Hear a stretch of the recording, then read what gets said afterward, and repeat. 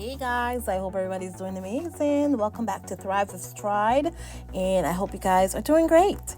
So, we just celebrated Archie's 5th birthday, and the squad have a fundraiser going on, guys. And let me just read a little something from Sussex Community Events. It says here, thank you for your contribution to the Sussex Global Supporters 2024 fundraising campaign. Your generosity is sincerely appreciated and makes a significant impact on the Invictus Games community that we support. Okay? And they have reached, guys, 40K plus. Almost, guys, to be honest, it's almost $40,000. It's almost $40,000 so far. And I think their aim is to get to 200,000. I think that is what it said. But guys, it is already at almost $40,000. Oh my gosh. This is amazing. Amazing. It's really, you know what?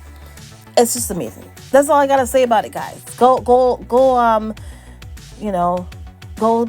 donate and let people know what you are supporting here.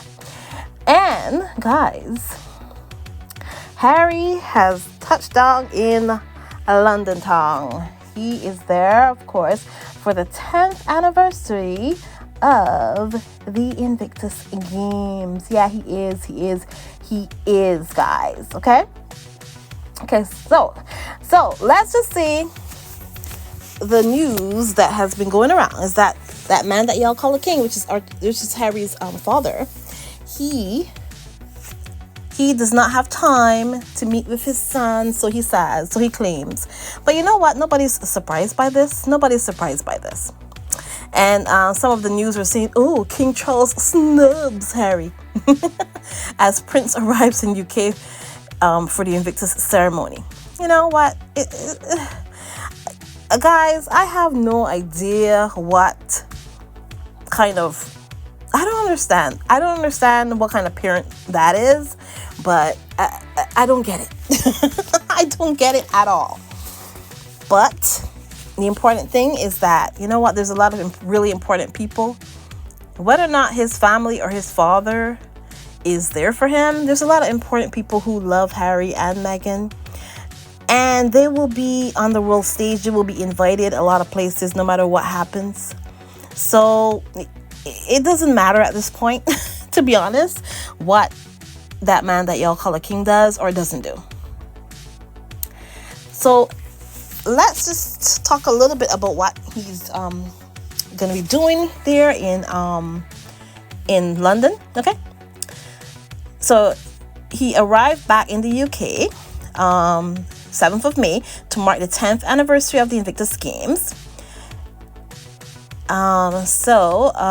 He's scheduled to give a speech tomorrow, 8th of May, to mark the anniversary of the Games he founded in 2014, and a Thanksgiving ceremony in St. Paul's Cathedral. That is Harry's his itinerary for the time he's going to be there. Let's see here, the Duke. Let me see what else they're saying that he is doing. So they're kind of making a point to say none of Harry's family, that unroyal family, is going to be at the ceremony, but nobody cares. They wouldn't have made a difference anyways, and it's actually better that they're not there because Harry is gonna be more or less this is his baby, his games, so he's the one who's going to be in control of that. So it's not a big issue. Nobody cares if anybody else from the royal family is there, because Harry's the one it's his thing. And let me see what it says here. A spokesperson for the Duke said, it unfortunately will not be possible due to His Majesty's full program. They're talking about the fact that he won't be meeting with his father. The Duke, of course, is understanding of his father's diary of commitments and various other priorities and hopes to see him soon. I mean, what else can you say? It's very simple, because none of this makes Harry look bad, guys. This is all making that man that y'all call a king look like he more than uncaring, and I see that hashtag King Charles the cruel a lot. People say that, but he is kind of cruel, and he is kind of, so that's why, guys, I have zero sympathy for that man when it comes to whatever he's going through with his health. I mean, good luck. That's all I have to say to him. I don't have any sympathy or anything. Don't expect that from me. But, you know, because I don't understand as a parent, and I am a parent, I don't understand how you treat your child like that. I don't get it. So I can never relate to anything going on with that man. I can't relate to anything when it comes to him. To treat your child, the seed of your own loins, to treat them like that, I don't get it.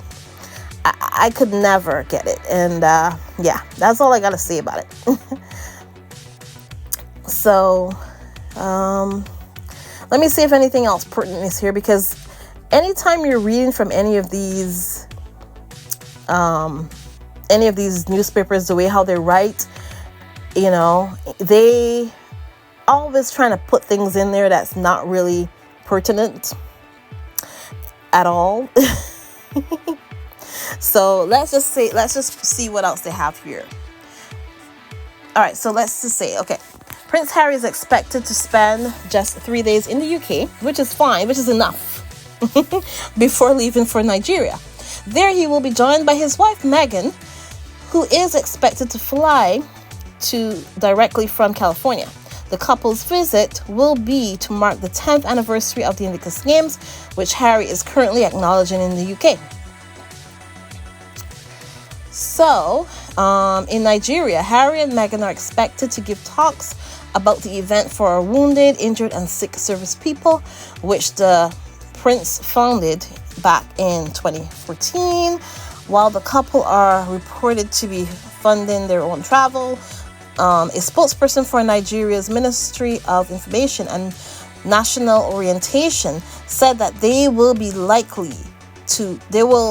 likely to be given free accommodation from the government, which is like, I don't know why all this is pertinent information, but this is what they're writing. They're trying to more or less get people whipped up and angry about everything when it comes to Harry and Meghan. But they want us to ignore the fact that the royal family gets freebies every time, everywhere, all the time. I mean, they're even funded by the taxpayers. That's how many freebies they're getting. But no, Harry and Meghan, we have to talk about everything that happens with them. You know, it's just that simple. It's like you can tell that they're trying to kind of just draw a narrative when it comes to Harry and Meghan. And it goes on here. It is not known if the couple will be accompanied by their children, Archie and Lily. And of course, you know, Archie celebrating his birthday yesterday. And guys, tell me, did we all celebrated Archie's birthday yesterday. Did anybody remember that it was the year anniversary to that coronation, guys? Because, you know, I do believe that man that y'all call a king, I believe that he willfully was trying to sabotage his own grandson's birthday, take over his birthday or something. Like, I mean, the gall to do something like that, right? Have your coronation on the same day as your grandson's birthday. Like, I don't care what anybody tells me. He could have found a different day to do his coronation on. But you know what has happened now? It doesn't matter now. It still doesn't matter, because no matter what going forward in life, it will always be Archie's birthday that's making headlines, not that man's coronation, to be honest.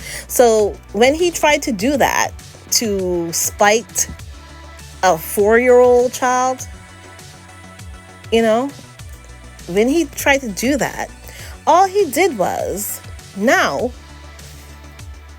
his coronation has been forgotten. I mean, this is the 1-year anniversary. A couple people talked about it, and that was it. And a couple of the, you know, the newspapers or whatever, they did put out information about it, but nobody cared. All we cared about was Archie's birthday, to the fact that we almost raised $40,000 already, guys. Right? We almost raised $40,000 for the fundraiser, right? Nobody going forward in life is ever going to be talking about that man's condemnation. That's the sad thing about it, because he tries to spite Harry and Meghan and their kids, which is his grandkids, right? He tries to hurt them. And you know what he's going to end up doing in the long run? He's going to end up hurting himself, guys. Unfortunately. But that's just how it is. That's just how it is. But yeah, so, you know, there you go. But Harry did make a... I just saw part of the video, and here's the video here.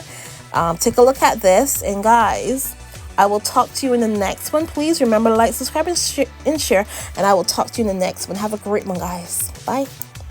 In the copper box, I was at the DJ decks, trying to choose some of the music and put the lights on and just get people on their feet. And is Guy in the house? Guy Monson, are you here? No? Well, we're having dinner at his place later, so he'll definitely be there. But Guy basically never left his seat at the copper box. He was there the whole time, up and down, doing Mexican waves. The whole thing was absolutely incredible. But it was that final game of USA versus UK, and it was just end to end. I think it was wheelchair rugby and wheelchair basketball. And that to me was the highlight, because you had 6,000 people who had filled this stadium and were on their feet, every age from 95 to 5, and people were just literally blown away by what they were watching. We had no idea what was going to happen. I seem to remember you were sent to the sin bin, weren't you? That was a separate game, but yes. Thanks thank you. That was your highlight then. Clearly. But look, for us, I think all of us, including Keith, despite that call of bringing him out of retirement, I think we've just had a huge amount of fun, and I think I personally have learned so much from all the people that I've met, as the children, the family, the friends, and the individuals themselves, and the amount of respect and admiration that I have for all of them just continues to build just year after year after year. And now we have these INVICTUS 1 year to go events as well, because to be honest with you, we can't wait 2 years. So it's just like whoever's going to host the next games, we're all going to be there 1 year ahead, and then at the games.